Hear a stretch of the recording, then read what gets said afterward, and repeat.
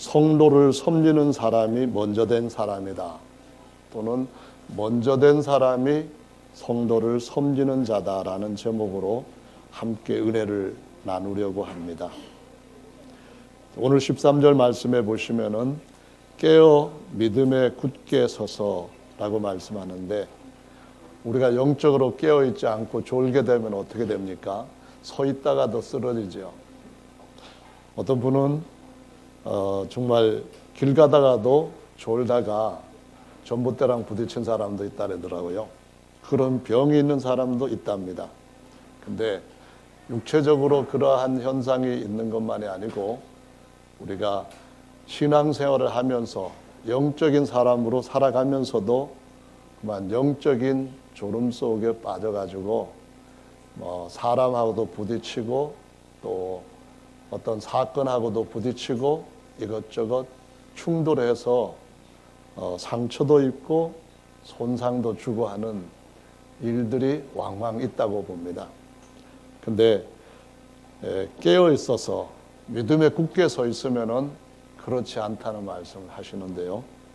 남자답게 강건하라라는 말씀도 했습니다. 그러면 여자 성도님들은 해당되지 않는 말씀이냐? 아니에요. 성경에는 하나님이 지으신 천사들이 많이 있는데 천사들 중에 여자 천사는 하나도 없습니다. 그래서 하나님도 사실은 남성이 아니라 아버지라고 부르는데도 불구하고 남자 아버지는 아닙니다. 그냥 온전한 중성으로서 아버지신데, 그분의 아들들도 천사들이 남녀가 없는 것처럼 나중에 부활하여서 영원히 살게 되는 존재는 딸들은 없습니다.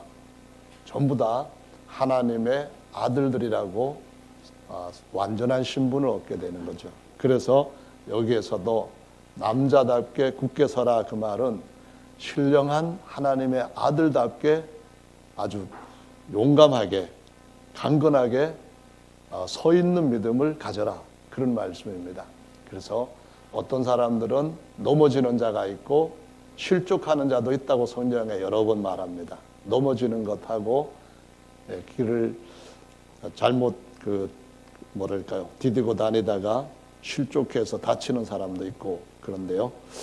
그런 의미로서 13절에서 말씀하신 것이고, 또 너희 모든 일을 사랑으로 행하라 하셨는데, 뭐니 해도 예수님 믿는 사람은 사랑입니다. 세상은 뭐니 해도 돈이지만 세상은 사랑도 돈을 얼마만큼 주느냐에 따라 가지고 거기에 딸려갑니다. 하지만은 예수님 믿는 사람들은 돈은 있다가도 없을 수도 있고 돈이 많이 있으면은 일만하게 뿌리가 되기도 하고 하기 때문에 돈을 사랑하지 않습니다. 또한 돈을 의지하고 신뢰하고 돈을 경배하지도 않습니다.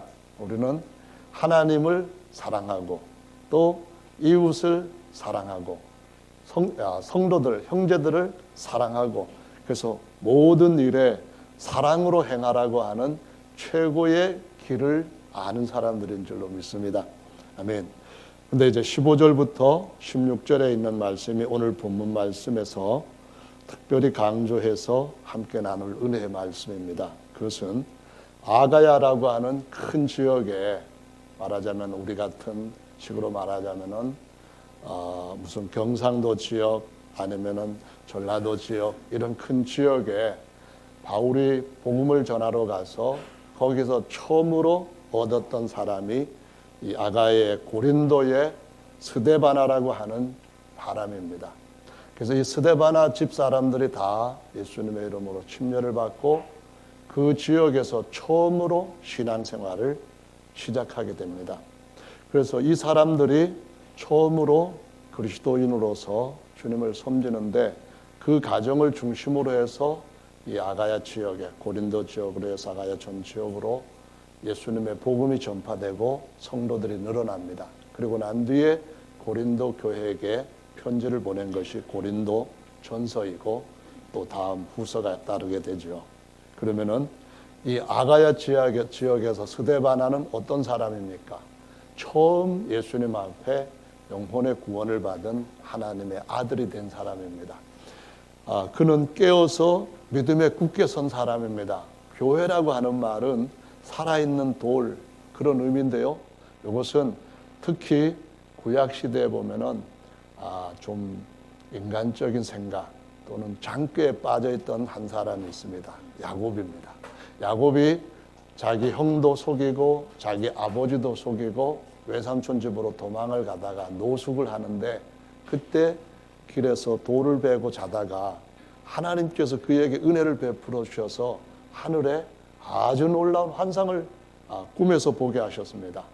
그래서 깨어가지고 자기가 그 베게 했던 돌을 일으켜 세우고 기름을 붓고 이것이 하나님의 집이다. 그래서 베델이라고 이름을 짓고 여기가 바로 하늘나라에 들어갈 수 있는 문이다. 그렇게 해서 하늘의 문이라고 하는 이름으로 부르게 됩니다. 그래서 누워있던 돌을 일으켜 세운 것처럼 모든 성도들은 정말 전에는 다 죄에 얻어맞아 가지고 죄의 홍수에 휩쓸려 가지고 여기저기 내팽겨치고 부서진 마치 전쟁터에서 완전히 파괴된 그런 지역에 흩어져 있는 그 파괴물과 같은 존재였습니다. 그런데 예수님께서 우리를 자기 보혈로 붙들어 일으켜 세우시고 자기의 성령을 부어주심으로 우리를 영원히 살게 하시고, 더구나 하늘의 문, 모든 것 위에 하늘에 설 수 있는 하나님의 아들들로 굳게 세우셨습니다.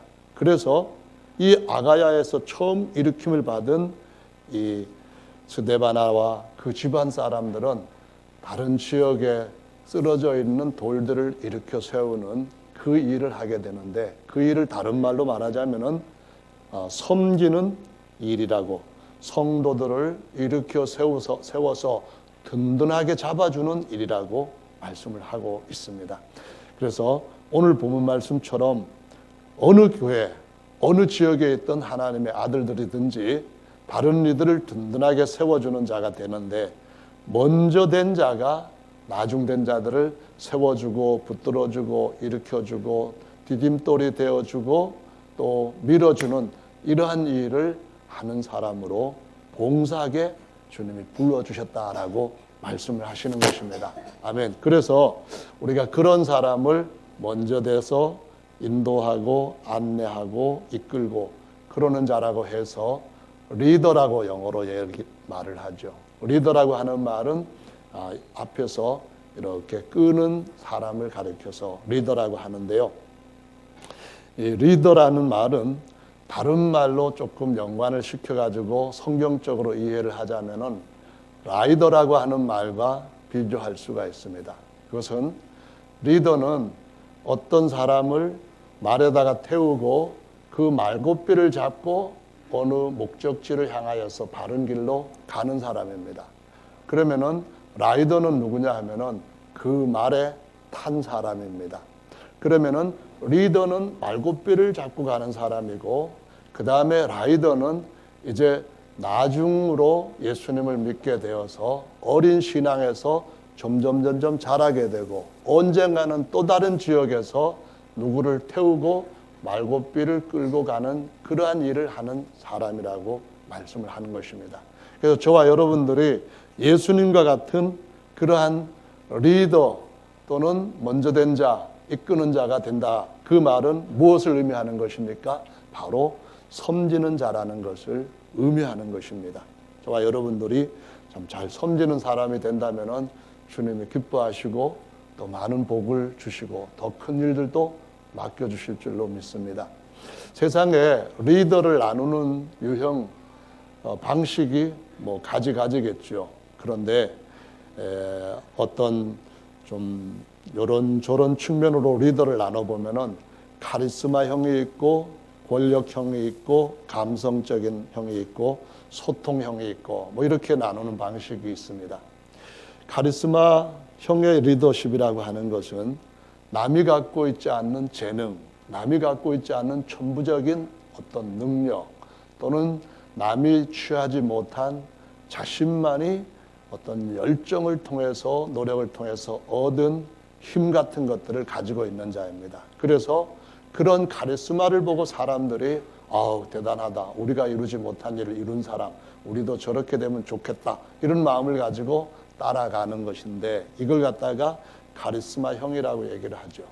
그 다음에 또 다른 권력형입니다. 자리가 사람을 만들어준다, 그런 의미로서 어떤 자리와 직위, 거기에 맞는 권위 같은 것들을 따라서 권력형으로, 권위형으로, 내가 누군데, 내가 더 위에 있잖아, 잠만 말고 따라와, 토달지 말고 그냥 시키는 대로 해, 니까짓 게 뭐를 한다고, 다 내가 시킨 대로 하면 잘 돼, 뭐 이런 식으로 해가지고 자기가 갖고 있는 지위와 할 수 있는 어떤 힘을 가지고 사람들을 막 끌어가는 형을 권력형이라고 얘기를 하죠. 그 다음에는 감성형, 권력형에 좀 비교될 수 있는 말은 민주형이라고 할 수 있습니다. 우리 다 같이 이렇게 어떤 데로 갈까요? 물어보고 여러 사람의 의견을 따라서 가고 이끌고 하는 그런 형이 있는가 하면은, 또 권력형하고 또 비교되는 반대형은 그냥 하고 싶은 대로 해. 괜찮아. 뭐 그럴 수도 있는 거지, 뭐 실수해도 뭐 어쩔 수 없잖아, 우리 다 약한데, 뭐 그런 방임형이 있다고 하는데요. 어쩌면은 방임형보다는 권력형이 더 좋습니다. 그러나 권력형이 민주주의형보다 더 좋다, 그렇게 보지는 않는 것 같기도 합니다. 근데 진짜 완전한 권력이라고 한다면은 권력형이 좋은 성과를 낼 수가 있습니다. 문제는 권력형이 완전하지 않고 그 안에 많은 잘못된 것들이 계속 생산되고 또 재생산된다고 하는 것이 문제죠. 감성형 같으면은 이거는 사람들한테 눈물을 흘리면서 사람들의 마음, 감정을 딱 잡아가지고 그 어떤 길을 따라오게 하는 그런 형입니다.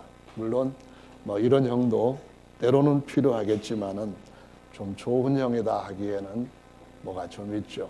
남자는 보이지 말아야 될 것이 몇 가지 있다 하는데, 정말 예수님께서 세우신 하나님의 아들들한테는 좀 감성적인 것도 필요하지만은 지성적이거나 아니면은 영적인 무엇이 더 필요하다는 것을 보여줍니다. 많은 경우에 기독교 또는 예수님 믿는 공동체 안에서 어떤 경우에 실패를 많이 하냐면은 감성적인 데 있습니다. 지성보다도 감성을 잘 이렇게 만져주면은 사람들이 넘어가기가 쉽습니다. 예를 들면은 처음 범죄는 어떻게 일어났는가 하면은, 하나님께서 이 동산에 있는 모든 나무의 실과를 먹지 말라 하셨어? 이런 식으로 말합니다. 다 먹게 했는데 하나는 못 먹게 했단 말이야. 왜 그러신지 모르겠어. 그까짓 거 하나가 뭐라고. 그래서 중앙에 있는 나무 만지지도 말라고 했다, 이런 식으로 얘기하니까, 그거 아니야, 먹으면은 하나님처럼 눈이 밝아져, 먹어봐. 먹어볼까? 그래가지고 범죄를 하게 됩니다. 사실 그 뒤에 이어지는 하나님의 백성들 보면은 사단이 마음속에 감성을 싹 건드려가지고, 그래서 하나님 말씀대로 담대하게 나르지 못하도록, 그냥 하나님의 길을 굳세 가지 못하도록 흔들어 놓는 걸 볼 수가 있습니다. 우리가 진실한 눈물은 참 필요하지만은, 그러나 인간적이고 육신적이고 세상적인 그런 것들을 가지고 하려고 하는 데는 또 한편으로는 아주 강한 약점이 있어서 사단이 잘 사용하는 그런 면도 있다는 것을 보여주고 있습니다. 또 한편은 소통형, 화합형 이런 리더도 있는데요. 좋은 리더로 세상에서 얘기되고 있죠. 잡코리아에서 얼마 전에 직장인과 대학생들을 상대로 해가지고 어떤 리더가 좋으냐 설문조사를 했대요. 그런데 1위는 어떤 사람이었을까요? 보니까 상하 간의 소통이 원활한 리더, 이렇게 했어요. 지금 불통 때문에 나라가 참 시끌시끌하다고 얘기들을 합니다. 그냥 소통 좀 하면은 좋겠는데 아직도 해결이 안 되는 문제는 소통 문제라고 얘기를 하는데요. 66.2%가 소통형이 제일 좋은 리더다, 이렇게 얘기를 한다고 하는데요. 그 다음에는 조직원 모두에게 성장의 기회를 주는 리더, 공정하고 객관적인 리더, 안목과 통찰력이 있는 리더, 직무 능력이 뛰어난 리더, 뭐 이런 순서로 해서 좋은 리더는 이런 리더다 이렇게 얘기를 하고요. 반대로 나쁜 리더형은 인류가 말 바꾸는 리더랍니다. 45.8%라고 하는데요. 뭐 예를 들자면은 장을 지진다면은 장을 지져야 된다는 그런 얘기죠. 이번에 장 지지는 분이 나오고 우리 그 충청도 청주에 있는 정우택이라고 하는 분이 새누리당에 이제 뭡니까 지도자로 됐는데 정우택이 정중택의 동생입니다. 진짜요? 일단 물어보세요. 그래서 앞으로 우리 교회가 좀 그런 친박들의 혜택을 받지 않을까 싶은데, 근데 우택은 우택인데 어쩌면은 동명이인일 수도 있습니다. 그 부분까지는 제가 아직 설교 전에 확인을 못했는데 정집사한테 한번 물어보시기 바랍니다. 틀림없이 동생이 우택이 있거든요. 정씨입니다. 충청도 사람이고요. 어쨌든 간에 그런 말 바꾸는 것은 그리스도인들로서 정말 조심을 해야 되고, 말에 실수가 없으면은 온전한 사람이라고 야고보서 3장에서 내내 말씀하신 것처럼 이 말은 굉장히 중요한 지위를 갖고 있다라는 말씀입니다. 그 다음에 권위적인 리더가 두 번째로 싫대요. 소통이 안 되는 리더도 싫고, 성과를 가로채는 리더도 싫고, 팀원을 차별하는 리더도 싫고, 직무 능력이 떨어지는 리더도 싫고, 그 순서대로 쭉 이렇게 싫다라고 답변을 했다고 합니다.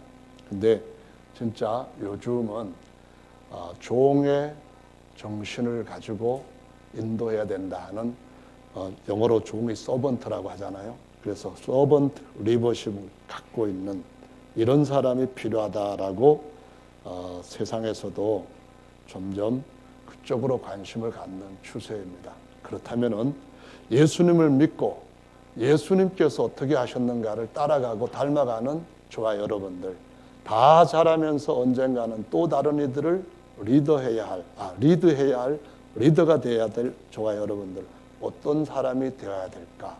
이 점을 오늘 본문 말씀을 통하여서 함께 은혜를 나누고자 하는 것입니다. 예수님께서 우리에게 주신 것은 처음에 말씀하신 것처럼 앞서서 꽃비를 잡고 가고 다른 일을 말에다 태우는 그런 사람입니다. 약한 사람이 타야 되는 것은 당연한 것 아닌가요? 건강하고 힘 있는 사람이 걸어가야 되는 게 당연한 것 아닌가요? 말을 탄 사람이 길을 잘 모를 때 말이 가야 할 길을 안내하는 사람은 말고삐를 잡는 사람이 당연한 것 아닌가요? 그래서 우리가 왜 예수님을 믿는지를 아는 사람은 말고삐를 잡는 사람입니다. 우리가 어디를 향하여 가야 되는지를 아는 사람은 앞서서 태운 사람을 섬기면서 안내하는 사람이 되어야 된다고 가르쳐 주시고 있는 것입니다. 예수님은 마태복음 11장 말씀에서 이런 말씀을 하셨습니다. 수고하고 무거운 짐진 자들아 다 내게로 오라. 내가 너희를 쉬게 하리라. 나는 마음이 온유하고 겸손하니 나의 멍에를 메고 내게 배우라. 그러면 너희 마음이 쉼을 얻으리니 이는 내 멍에는 쉽고 내 짐은 가벼움이라 하시니라. 이 말씀은 무슨 말씀인가 하면은 예수님께서 자기한테로 오면은 그가 예수님한테 오기까지 지고 왔던 무거운 짐을 대신 짊어지시겠다는 그런 말입니다. 예수님께서 정말로 우리가 한평생 지고 다니다가 마지막 사망의 문 앞에서 푹 쓰러지고 아무도 생명의 문 앞에 들어가지 못하는 그런 죄짐을 지고 가는 인생들인데, 죄에게 종이 되어서 끌려다니는 죄의 일을 강요받고 있는 그런 인생들인데, 그런 인생들에게 말씀하시기를 내게로 오라는 겁니다. 내가 쉬게 하겠다는 겁니다. 근데 이 무거운 죄짐을 누가 쉬게 해주겠습니까? 누가 대신 어깨에서 내려서 자기가 지겠습니까? 세상에는 다 자기 죄짐 때문에 무거워서 다 씨름하고 눈물 흘리고 마지막에 사람들한테 마음에 큰 상처를 주고 세상을 떠나갑니다. 그러면은 누가 과연 자기 짐을 다른 사람한테 넘길 수 있도록 내게로 와서 쉬라고 하시는 분이 있겠습니까? 죄 없는 예수님만이 우리 모든 죄짐을 지실 수 있는 분인데, 그분이 바로 리더로서 다른 사람들의 짐을 대신 지겠다는 겁니다. 이것이 바로 내가 너희를 내가 있던 본래 곳으로 인도할 테니까 내 등에 타라고 주님께서 우리를 섬기는 모습으로 찾아오신 리더형이라고 가르쳐 주시고 있는 것입니다. 또 예수님은 특별히 어떤 분인가 하면은 모든 일에 책임을 지시는 분입니다. 그분은 자신이 하신 그 일이 자기에게 또 어떤 영광이 돌아오도록 일하신 것은 아무것도 없다고 성경이 증거해 주신 분입니다. 그분은 본래부터 아무것이 없을 때도 하나님의 영광의 광채의 형상이셨습니다. 하나님 아버지의 모든 것이 아버지께서 그에게 주신 아버지의 유업으로 모든 걸 물려받은 후사였습니다. 그리고 유일한 아들이셨습니다. 그런 분이 이 세상에 오신 목적은 그분이 우리들에게 그것을 대신 나누어 주시기 위하여서 오셨다는 것입니다. 세상의 리더들은 자기가 하지도 않고 부하들에게, 아래 직원들에게 시켜가지고 그렇게 어떤 성과를 얻을 때에 자기의 더 승진하려고 하는 쪽으로 이용을 합니다. 그러다 보니까 밑에 있는 사람들은 밤늦게까지 일하고 아침 일찍 가서 고생해도 사실은 그 모든 노력에 대한 대가를 마음에 흡족하게 받지를 못하기 때문에 어떤 더 나은 결과를 만들어내지 못하는 대로 멈출 수 있죠. 그런데 예수님은 그러질 않으셨답니다.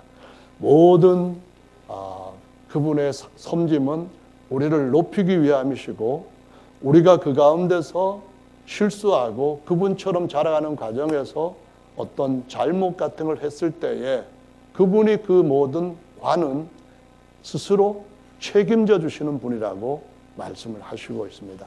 이것이 바로 서번트십이라고 하는 것인데, 예를 들어서 한번 보십시다. 하나님이 아담을 만드셨어요. 아담은 하나님께서 만드셨기 때문에 하나님께서 아담한테 많은 것들을 주시고자 계획하시고 처음서부터 많은 좋은 걸 주셨습니다. 그리고 더 좋은 걸 주시겠다고 약속을 하셨습니다.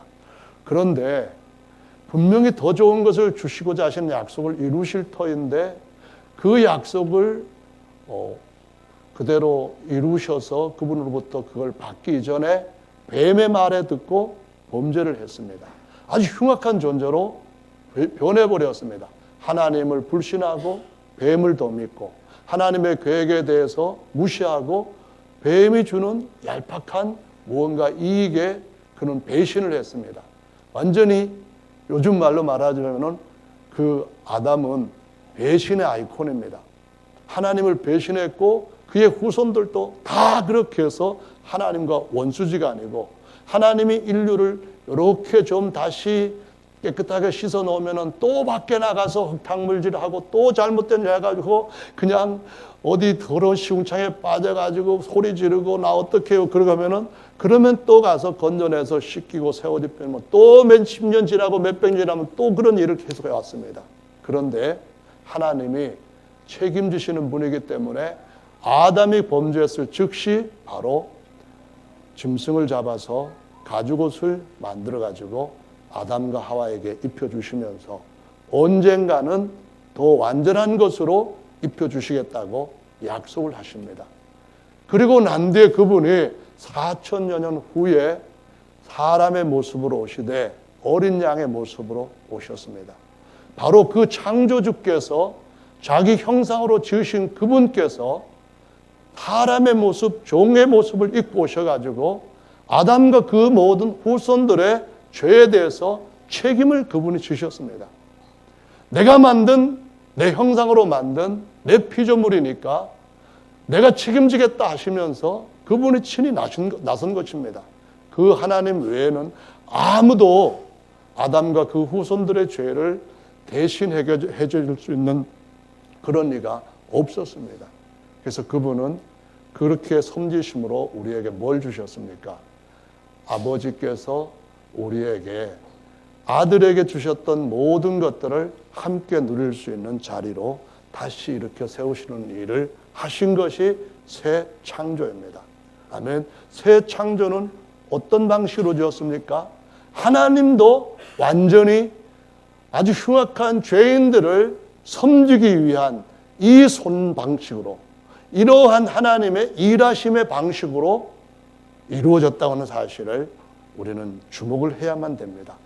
우리가 그 손 안에서 주님께서 만드시는 전능자의 손으로 빚어진 가장 놀라운 하나님의 영광의 형상으로 나타날 때가 올 줄로 믿으시기를 바랍니다.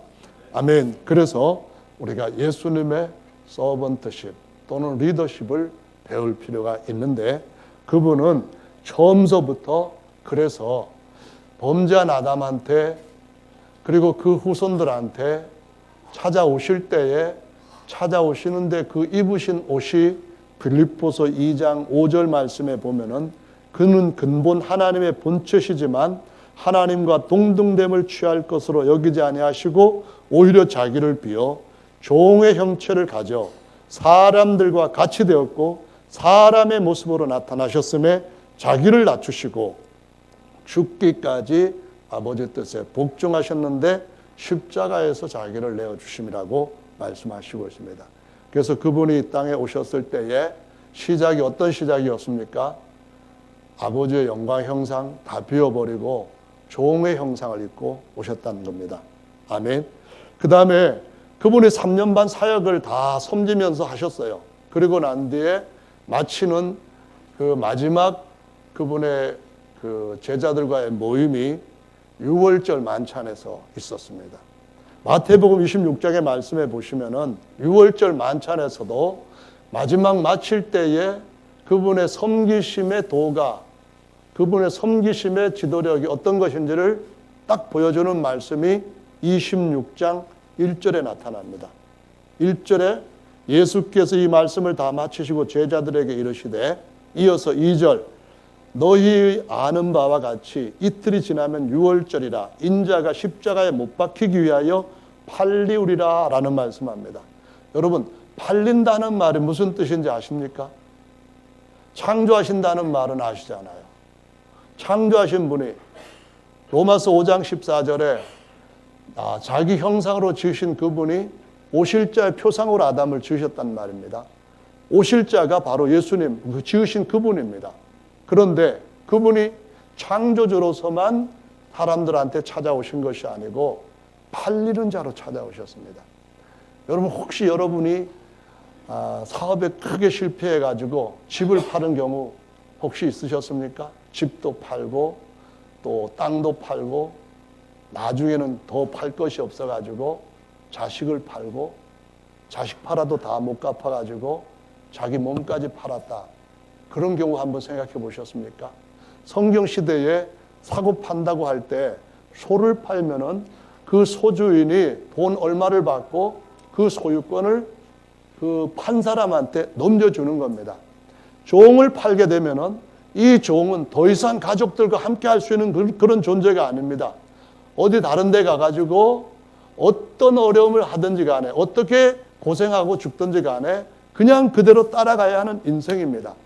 여기에서 예수님께서 팔리셨다고 하는 말씀, 그것도 은 30이라고 하는 소 한 마리 정도 값에 자기가 사랑하는 돈 맡겼던 유다에게 팔렸다고 하시는 말씀은 정말 우리를 위하여서 완전히 자기의 주관이라든가 자기 자신의 어떤 정체성까지도 주장할 수 없는, 아니 내가 인간으로서 가지고 있을 수 있는 최소한 인권은 있어야 되는 거 아니냐, 그런 것까지도 없는 둘로서 종으로 완전히 매각됐다는 것을 의미하는 겁니다.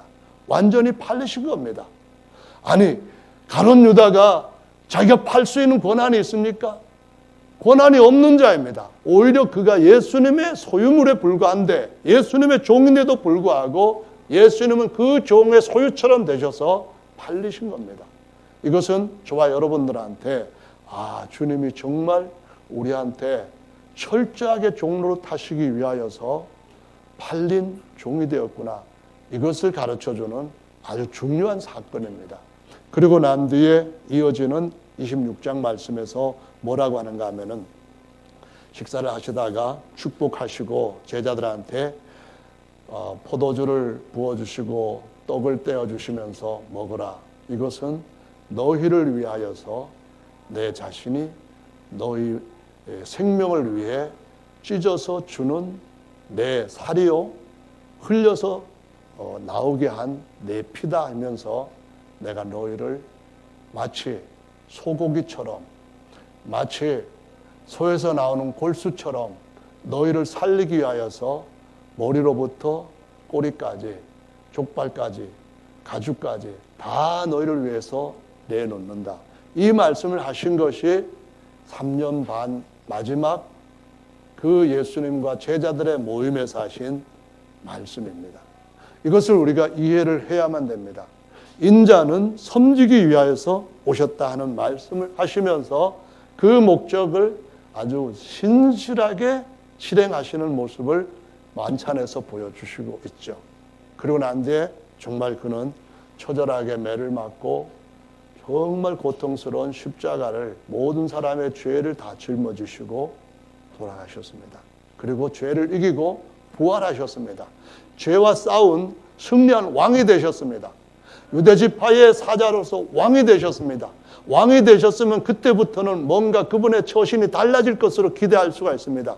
그런데 여기에도 보면은 또 놀라운 하나님의 그 섬기심의 도를 제자들한테 마지막까지 가르치시는 중요한 샘플이 있습니다. 그게 뭐냐면요, 요한복음 21장 7절부터 보시면은 예수님이 부활하시고 난 뒤에 제자들한테 오른편에 그물을 던져야 고기를 잡을 수 있다. 이걸 가르쳐 주시기 위하여서 디베랴 바닷가에서 만나고자 하셨습니다. 나타나셨는데 아무리 밤이 맞도록 열심히 그물을 던졌는데 예전 같으면 프로였기 때문에 고기를 많이 잡았을 텐데 하나도 못 잡았답니다. 그런데 가만히 보니까 실망하고 있는 그들 앞에 저기 바닷가 그 가에 예수님께서 서 계신 걸 보았습니다. 그래서 오른편에 그물을 던지라는 말씀을 듣고 던졌더니 고기가 많이 잡혔습니다. 그래서 주님이다 하고 베드로가 먼저 예수님 앞에 헤엄쳐서 나왔습니다. 나와 보니까 어떻게 되어 있는가 보니까 9절 말씀에 육지에 올라보니 숯불이 있는데 그 위에 생선이 놓였고 떡도 있더라. 아직까지 잡은 고기를 가지고 육지에 배를 닿지 않은 그런 시기입니다. 그런데 예수님이 먼저 밤새도록 고기 잡느라고 고생하고 잡지 못해가지고 허탈에 빠져가지고 정말 실망으로 마음고생 심했던 제자들을 위하여서 친히 생선을 잡아가지고 불 피워서 먹을거리를 아침 식사를 준비해 놓고 계신다는 겁니다. 부활하신 예수님께서 제자들을 위하여서 사망까지 이기신 그 예수님께서 제자들을 위하여서 먹을거리를 준비해 놓고 기다리고 계신다는 겁니다. 우리가 성도들을 섬기고 교회를 일으키기 위해서 배워야 할 것은 오른편에 그물을 던지는 겁니다. 오른손으로 수고를 해야 되는 것인데 오른손으로 수고한다는 것은 무엇입니까? 섬김의 능력이 오른손의 능력인 줄로 우리가 배워야 된다고 하는 것입니다. 먼저 된 자가 어떻게 많이 오른손으로 섬기느냐에 따라 가지고 예수님의 제자가 더 많아질 수도 있고, 왼손으로 함부로 할 때 주님은 정말 어떤 분입니까? 수고하고 무거운 짐진 자들을 대신해서 짐져주시는 겸손한 분입니다. 마음이 온유한 분입니다. 마태복음 12장 19절에 보면은 제자들이 아무리 잘못을 했어도 그가 다투지도 아니하며 들레지도 아니하며 아무도 길에서 그 소리를 듣지 못하더라라고 말씀하실 정도로 제자들을 위해서 철저히 책임지시는 분으로 오셨습니다. 다툰다는 말은 뭡니까? 왜 그래? 뭐 하면서 억압하고 또는 뭐 강요하고 또는 그냥 무시하고 이런 것이 아닙니다. 들레지 않는다는 말은 무엇입니까? 누가 한 것을 자기가 가르치지 않는 것은 물론이거니와 자기가 한 일에 대해 가지고 알아달라고 더 한가하는 거죠. 아, 나는 이만큼 했는데 알아주기는 이만큼 알아주면 좋겠다고 하는 식으로 피하라는 겁니다. 주님은 그러시질 않았다고 말씀을 합니다. 그래서 그 부활하시고 세 번째 나타나시래도 야, 내가 지금까지 늘 위해 가지고 고생했으면 됐지. 오늘도 내가 아침 준비해야 싸냐? 아휴, 이것도 언제 처리되냐? 뭐 그러셨을 수도 있겠는데 그러질 않고 딱 준비를 하셨는데 보니까 12절에 이렇게 말씀을 합니다. 예수께서 요한복음 21장 12절입니다. 예수께서 가라사대 와서 조반을 먹으라 하시니 제자들이 주님이신 줄 아는 거로 당신이 누굽니까? 감히 묻는 자가 없더라. 왜 이런 말씀이 기록되어 있습니까? 부활하신 주님, 정말 왕되신 주님, 그분이신데 어떻게 아침 준비를 차려 놓으시고 와서 드세요 그러고 있느냐는 겁니다. 그러면서 예수께서 가셔서 13절 말씀입니다. 예수께서 가셔서 떡을 가져다가 저희에게 주시고 생선도 그와 같이 하시니라. 아, 세상에 예수님이 제자들한테 가셔서 떡도 갖고 와서 이거 먹어라 그러시고 또 뭐라고 했습니까? 생선도 가져다가 이거 먹어라. 베드로야 고생 많았지. 요한아 너도 참 고생 많았다. 그러시면서 마지막까지 승천하시기 전까지 이런 도를 가르치셨다고 말씀하고 있습니다.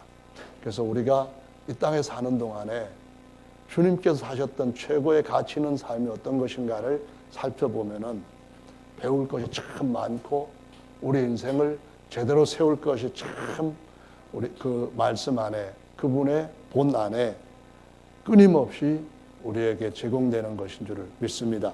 아멘. 그래서 예수님이 제자들한테도 늘 섬겨야 된다는 말씀을 주로 기록된 것만 보면은 3번이나 강하게 말씀하셨습니다.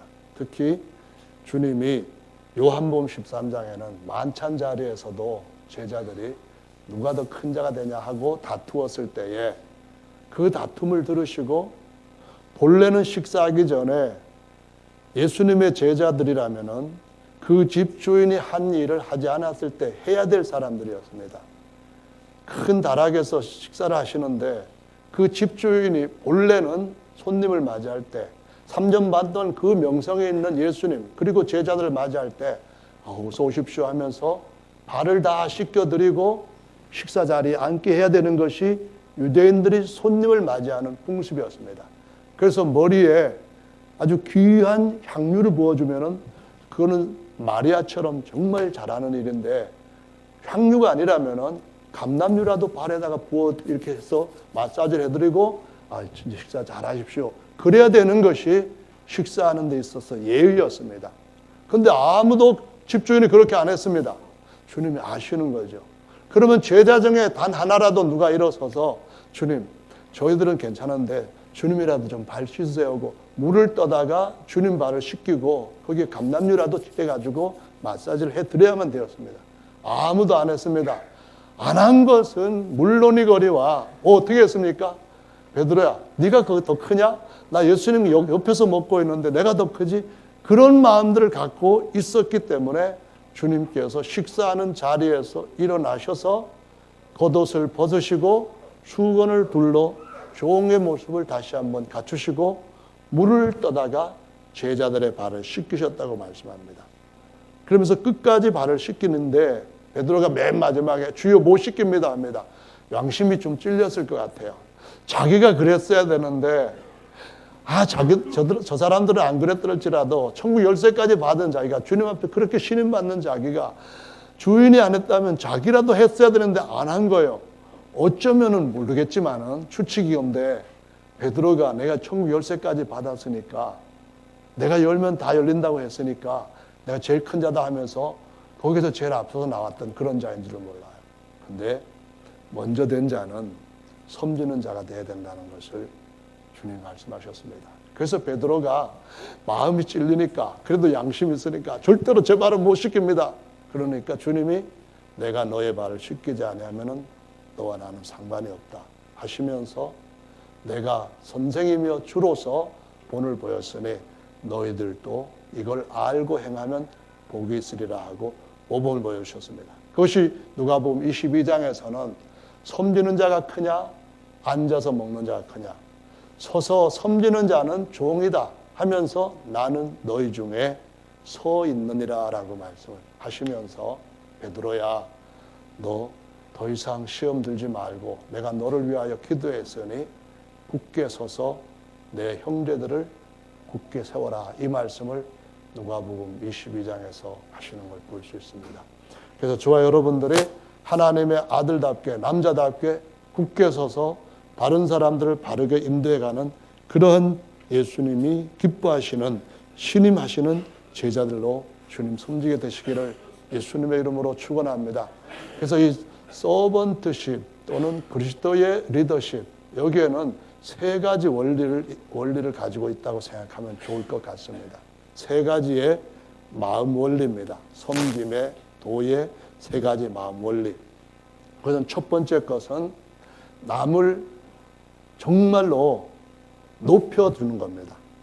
내 자신은 그냥 하나님의 아들로서, 성도로서, 목사로서, 집사로서 뭐 이렇게 그냥 있는데 남을 높여주는 겁니다. 어떤 식으로 높여주는가 하면은 하나님은 사람을 지으실 때에 자기의 형상으로 지으셨습니다. 형상대로 형상을 따라 형상으로 완전하게 되도록 지으셨습니다. 그 말은 무슨 말이냐 하면은 옛날에 조선시대 때나 그런 시대 때에 왕이나 아니면 왕의 밀사가 민정을 살피기 위해서 민정수석실에서 파견된 사람이 있었습니다. 그래서 딱 살피고 다닐 때에 그냥 뭐 왕이 준 패, 그걸 갖다가 뭐라 합니까? 왕이 줬으니까 어사입니다. 그러니까 왕의 사신, 사자라 해서 어사인데 그런 어사들한테 증표로 이런 어패를 줬죠. 그러면 그거를 옆에다 딱 달고 옷도 그냥 엄청나게 우아하고 위험 있게 차려입고 말 딱 좋은 거 타고 수행원들 전부 다 그냥 근사한 사람들 여러 명 끌고 그러면서 사방을 다니면서 백성들이 잘 사는가 아니면은 또 뭐예요? 관리들이 잘 다스리는가 그렇게 본다면 어떻게 됐습니까? 꽝입니다. 그렇잖아요? 실패예요. 어떻게 합니까? 왕이라 할지라도 민정을 살피려면은 아주 평범한 옷을 입고 그리고 가서 평범하게 식사를 합니다. 그냥 평범한 대화를 합니다. 우아하게 그런 대화를 하는 것이 아니라 그냥 시작거리에서 하는 식의 그런 대화를 하면서 사람들 마음속에서 나오는 소리를 듣습니다. 이것은 하나님께서 자기 형상으로 지으신 우리 성도들 하나하나가 하나님께서 우리의 마음을 살피시는 겁니다. 그분의 백성들을 살피시는 것이기 때문에 우리가 이것을 알고 형제들이 어떻게 하고 있는가 그것을 우리가 주님의 뜻대로 바르게 서기 위해서는 그 형제를 하나님의 형상으로 보는 것이 우리의 믿음을 굳게 세울 수 있는 중요한 원리라는 겁니다. 하나님의 형상, 작은 자로부터 큰 자 이르기까지 누구나 다 하나님 형상입니다. 또 한편으로는 하나님께서 성령으로 침례를 받을 때에 그리스도 마다들을 머리로 하는 그 한 몸의 지체라고 말씀을 하셨습니다. 그 한 몸을 모든 것 위에 하늘에다가 앉히신 아주 존귀한 자라고 하셨습니다. 나도 물론 그 한 몸의 지체이지만 다른 형제들도 그렇다는 겁니다. 내가 내 자신을 어떤 신분으로 그냥 뭐랄까요 비하당하는 그런 대우를 받기 싫다 할지라도 최소한 우리는 다른 이에 대해서 예수 그리스도의 지체라고 하는 사실을 알고 대할 필요가 있다는 것입니다. 무슨 얘기냐면은 여러분 나오실 때 양말도 신고 또는 뭐 장갑도 끼고 뭐 옷도 입고 그렇게 오시지 않습니까? 그러면 발에다가 양말 신겼을 때에 그럼 여러분이 스스로 양말 신으면서 이 발이 왜 이렇게 못났어? 그러면서 그냥 한번 쥐받고 한번 때려버리고 야 너는 양말 신을 것도 못돼 그냥 벗어 오늘 그냥 가 그러는 분 있습니까? 없잖아요. 하나님이 그리스도의 지체로서 우리 형제 자매들을 세웠다고 한다면은 그 지체한테 하는 것이 곧 예수님한테 하는 것입니다. 그래서 이거는 너무나 중요한 거예요. 하나님을 섬긴다 할 때에 보이지 않는 하나님을 어떻게 섬깁니까? 바로 자기의 형상으로 나타나시고 그 형상의 머리 대신 예수님의 몸을 섬길 때에 섬기는 것입니다. 그래서 바울이 성도들을 핍박할 때 예수님이 너 왜 날 핍박하느냐 그런 말씀하셨고요. 마태복음의 25장의 말씀에 보시면은 예수님께서 그 세워놓으신 그 법칙 한 가지를 말씀을 하셨어요. 만세 전부터 준비한 것이 있다고 했는데 그게 뭐냐 하면은 너는 우편에 앉은 자다, 너는 양이다 그러시면서 영원 전부터 너희를 위하여서 예비한 나라를 상속하라 그랬단 말입니다. 그런데 우편에 앉지 못한 사람들한테는 뭐라는가 하면은 마귀와 사자들을 위해서 예배해놓은 거기에 들어가라 그런 말씀하셨다는 겁니다. 완전히 상극이에요. 하나는 굉장히 놀라운 것이 예배됐고 하나는 아주 못된 것이 예배됐단 말입니다. 그런데 여기 가고 여기 가는 차이가 뭡니까? 예수님이 보이지 않지만은 지체들을 예수님으로 볼 때, 손을 볼 때도 예수님, 발을 볼 때도 예수님으로 볼 때 내게 한 것이 내 약한 형제에게 한 것이 곧 내게 한 것이니라 라고 말씀하신 것을 볼 수가 있습니다. 할렐루야. 그래서 이러한 마음으로 우리가 성도를 섬기는 첫 번째 원리를 배워가는 것은 굉장히 중요한 것이고요. 말씀을 좀 짧게 마무리를 하겠습니다. 두 번째로는 믿음을 더해달라고는 예수님한테 누가복음 17장에 보시면 5절부터 9절에 종에 대한 이야기를 합니다. 종이 이것도 하고 저것도 하고 주인이 시킨 대로 다 하고 난 뒤에 그리고 난 뒤에도 뭘 더 할까요? 하고 있지. 이만큼 했는데 또 시켜요. 이렇게 했는데 대가도 없어요. 왜 이렇게 나는 대우 안 해주는 거예요? 그러면은 믿음이 커지지 않는다. 그런 말씀을 하시는 겁니다. 그 로마서 14장 8절부터 9절에 있는 말씀을 보면은 우리가 죽어도 주를 위해서 죽고 살아도 주를 위해서 살고 사나 죽으나 주의 것이다. 그런 말씀합니다. 왜 그러냐 물어봤더니 주님이 만드셨대요. 내가 만들었으니 내 거지. 그런 말씀입니다. 왜 그런가 봤더니 주님이 자기 피로 우리를 사셨대요. 근데 자기 피로 우리를 사셨다고 했는데 이 주님께서 저와 여러분을 사실 때 낸 값이 얼마인가 하는 것을 알아야만 내가 어떤 존재인가 이거를 제대로 아는 겁니다. 여러분 주님이 여러분 한 분 한 분 살 때에 너무 비싼 값을 주고 사셨습니다. 여러분 소 한 마리를 살 때에 만약에 30냥이면 살 수 있는 것 같다가 3,000냥을 줬다고 한다면 어떻게 되겠습니까? 기가 막힌 거예요.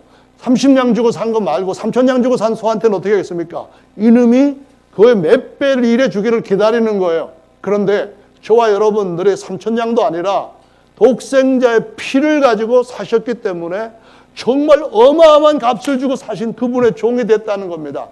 이 두 번째 원리는 그러면은 형제들이 어떤 모습을 하든지 눈에 거슬리든 또 아니면 다르게 어떻게 보이든 잘하는 것으로 보이든 간에 그건 그냥 그대로 두고 내 자신이 주님 앞에서 어떤 존재인지를 알고 주님 앞에서 내 자신이 낮아지는 겁니다. 내 값이 어떤 정도이고 내가 얼마만큼 그 값에 해당되는 일을 하고 있는지를 아는 겁니다. 여러분 종으로서 우리가 주님 앞에 그분한테 매각되어 가지고 소유로 넘어갔을 때에 이거는 이중적인 그분의 소유가 된 겁니다. 그분이 만드셨고 죄에 팔린 것을 그분의 피를 가지고 사셨습니다. 너무 비싸게 사셨어요. 저와 여러분들이 볼 때에 주님 앞에 정말 유익이 없는 무익한 종들인데 너무 비싸게 사셨다는 생각이 안 드십니까? 목사님이나 그러지. 저는 주님 앞에 정말 주님이 거래해서 성공한 케이스라고 생각합니다. 그래 생각하십시오. 제가 볼 때는 저나 여러분이나 정말 주님이 거래를 엄청 잘못하셨다는 것밖에는 결론이 안 납니다. 앞으로 우리가 죽기까지 충성하고 살아도 주님의 것이고 죽어도 주님의 것이고 고기가 돼도 주님의 것이고 살아서 일판에서 들판에서 논에서 일하는 그때도 주님의 것이고 그런데도 불구하고 주님이 너무 과한 값을 지불하셨다는 생각을 정말 부인할 수 없습니다. 그럼 우리가 어떻게 해야 될까요?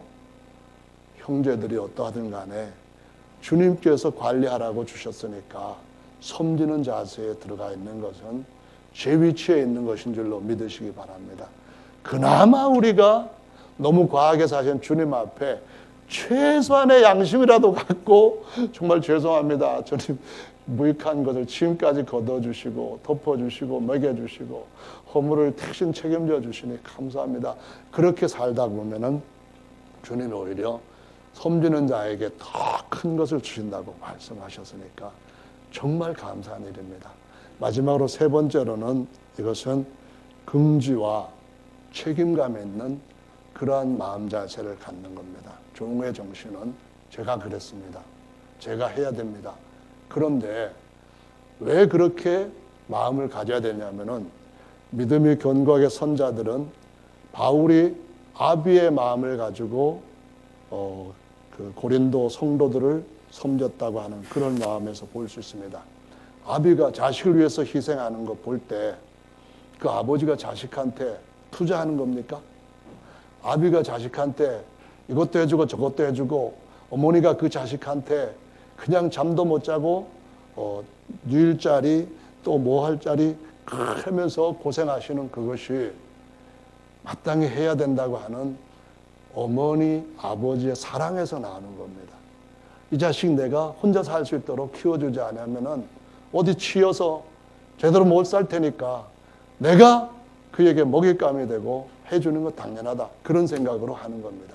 그래서 우리가 아버지 마음을 아는 섬김이 필요합니다.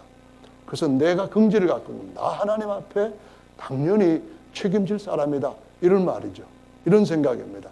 또 하나는 그것을 갖다가 나무와 그릇에다 비유한 겁니다. 하나님의 집에는 그릇들이 많이 있는데 그릇들 크기가 다 다릅니다. 그 용도도 또 다르겠습니다. 우리가 김장 담글 때에 조그만 종지에다 담그면 되겠습니까? 김장 담글 때 큰 함지에다가 뭐 넣어가지고 막 이렇게 섞고 하는 그럴 때는 종지 여러 개 쓸 수 없습니다. 큰 거 쓰는 겁니다. 그런데 요걸 갖다가 집에다가 보관할 때 보면은 큰 그릇을 밑에다 넣습니다. 그리고 다음 큰 그릇이 그 안에 들어갑니다. 그 다음 큰 것이 그 위에 올라갑니다. 가장 작은 것이 맨 위에 올라갑니다. 그러면은 우리가 책임 있는 성도의 또는 종의 도의 예수님의 제자라고 한다면은 내가 하나님 앞에서 아가의 첫 열매처럼 스데바나 집 같은 자라고 한다면은 다른 형제들을 담아야 됩니다.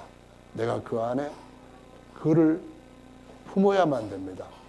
그를 내 위에다가 올려놓고 나는 밑에서 그 사람들이 더 먼 데까지 볼 수 있는 더 높은 데까지 올라갈 수 있는 그런 것에 대해서 아비 마음을 갖고 참 감사하다. 하나님이 나한테 이런 자리를 주셨으니까 주님이 이것을 기억하실 것이다 하는 그 마음으로 섬김을 따라가는 것이 정말 중요한 것이고요. 하나는 또 하나 나무와 같은 겁니다. 계시록 22장 16절 마지막에는 예수 그리스도를 가리켜서 다윗의 뿌리요 자손이라고 말합니다. 가지라는 말이죠. 여러분 나무 뿌리, 땅에다 세워놓은 나무 뿌리, 심어놓은 나무 뿌리, 그 나무 뿌리가 거꾸로 되는 거 보셨습니까? 가끔 가다가 보면 나무가 뒤집어 놔도 사는 나무들이 있습니다. 미루나무 같은 거. 정상이 아닙니다. 다 모든 나무는 뿌리가 밑으로 갑니다. 큰 자, 하나님이 뿌리가 되셔서 밖에 드러나질 않습니다. 이 창세기의 말씀에 보시면은 창세기 21장에 아브라함이 브엘세바 그 우물 옆에다가 에셀나무를 심고 영생하는 하나님을 불렀더라 그렇게 나옵니다. 에셀나무는 이 나무는 정말 그 사막과 같은 그 적합한 땅에 그 척박한 땅에서 살기에 좋은 조건을 갖고 있는데 그 중에 하나가 뿌리를 20m, 30m까지 내리는 것이라고 합니다. 그 나무를 우물가에 심었습니다. 저와 여러분이 예수님의 성령의 샘가에다가 그 나무로 심겨졌다는 겁니다. 우리는 어떻게 됩니까? 위에 있는 걸 섬기기 위해서 더 밑에까지 내려갈 때에 하늘에 올라가면은 더 존귀와 영광으로 주님이 갚아주시는. 그래서 예수님은 만왕의 왕이시고 모든 권세의 머리가 되신다는 걸 기억하시고 저와 여러분들도 의의 나무, 생명의 나무, 에셀 나무와 같이 거기에서 쉴 수 있게 해주고 우리에서 공급해주는 또 나무들이, 가지들이 잘 자라게 하는 그 일이 주님이 내게서 기뻐하시는 일이라는 생각을 늘 갖게 되시기를 예수님의 이름으로 축원합니다. 그 자리에서 다 같이 잠시 동안 기도하는 시간 갖겠습니다.